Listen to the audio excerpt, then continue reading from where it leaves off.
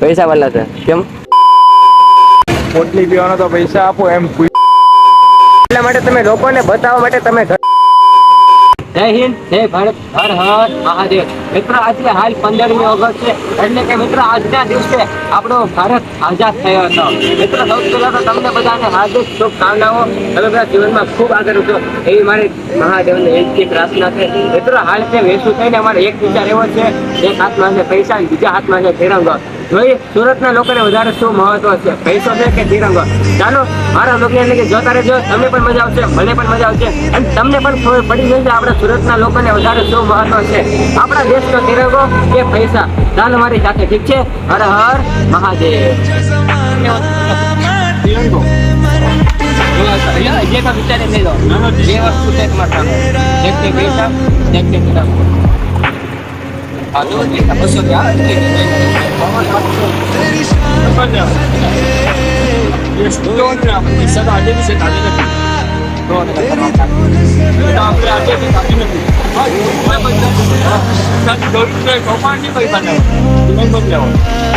તમારી વાત મને બહુ સારી લઈ લાગે. એક બધા કહી દો કમેન્ટમાં જય હિન્દ જય ભારત લખવાનું. જય હિન્દ જય ભારત. એક છે આપણા હાથમાં તિરંગો અને બીજા હાથમાં છે પૈસા, અને બે માંથી તમે શું લેવાનું પસંદ કરશો? તમે શું લેવો બે માંથી, તિરંગો લેવો કે પૈસા? તિરંગો લ્યો. તમે તો નક્કી કરો તમે બે માંથી શું લેવું છે, તિરંગો લેવો છે કે પૈસા? બંને એક, તમારે ગમે એક વસ્તુ લેવી પડશે. કેમ? તમને શું વાલું છે, પૈસા વાળા છે કે તિરંગો? પૈસા વાળા છે કેમ? હાલો તિરંગો.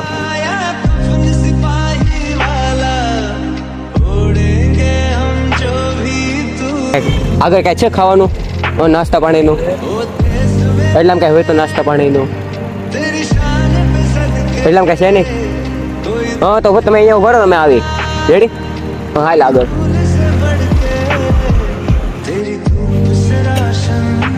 લો દાદા લો. ઓકે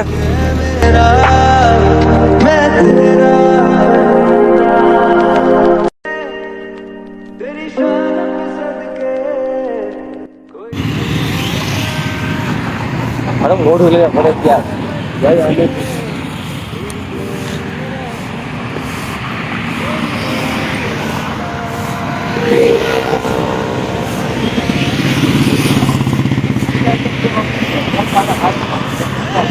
અને બીજી બાજુ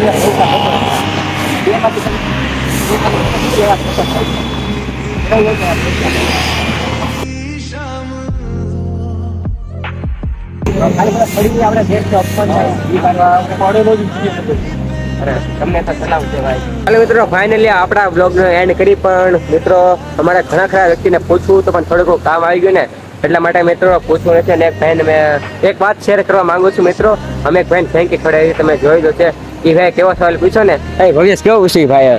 પોટલી પીવાનો તો પૈસા આપો એમ પૂછ્યું. હવે એના પોટલી ના, હા મિત્રો એ ભાઈ પોટલી ના પૈસા માંગે છેલ્લે. એટલે મિત્રો હું તમને ખાલી એક ખાસ વાત કહું કે આવા વ્યક્તિને તમે પૈસા નહીં આપતા. તો કદાચ મારી વાત તમને ખોટી લાગતી હશે, પણ પૈસા નો આપો એને કંઈક ખવડાવી દો, કેમ કે જે પૈસા આપો ને એ આવા પોટલીમાં નાખે આવા લોકો.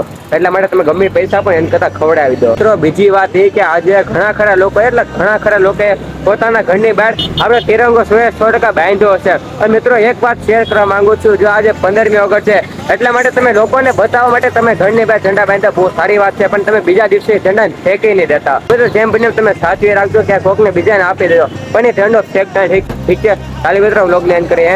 આઈ હોપ મિત્રો તમને આ વ્લોગ સારો લાગ્યો છે. સારો લાગે તો લાઈક, શેર અને સબસ્ક્રાઇબ અને સપોર્ટ કરવાનું ભૂલતા નહીં. મળશું મિત્રો જલ્દી નવા વ્લોગ સાથે. ત્યાં લગી જય હિન્દ જય ભારત હર હર મહાદેવ.